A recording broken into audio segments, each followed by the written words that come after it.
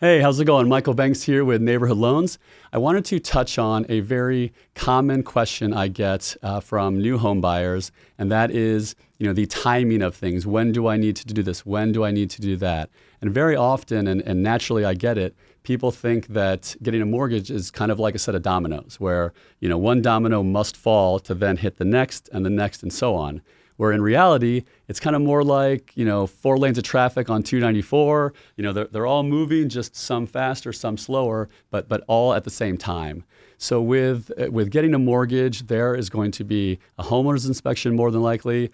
There's going to be attorney review, all sorts of different steps that if we were to wait for each one to kind of finish into the next, buying a house would take a year. So luckily we are able to, walk and chew gum at the same time. We can have someone go into underwriting as they are dealing with the inspection issues, if there are any, or any other types of things, so that as we are going, everything is lined up to meet the closing date.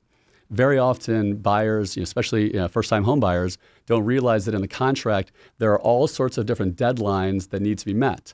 So, once you sign on the dotted line, you are on the clock, and I always want to make sure that we meet or exceed any of the deadlines to make sure it's a smooth process. So what that involves, that means this is a team sport, right? We need participation from everybody, whether it's the attorney, the realtor, us the lender, you the buyer, et cetera.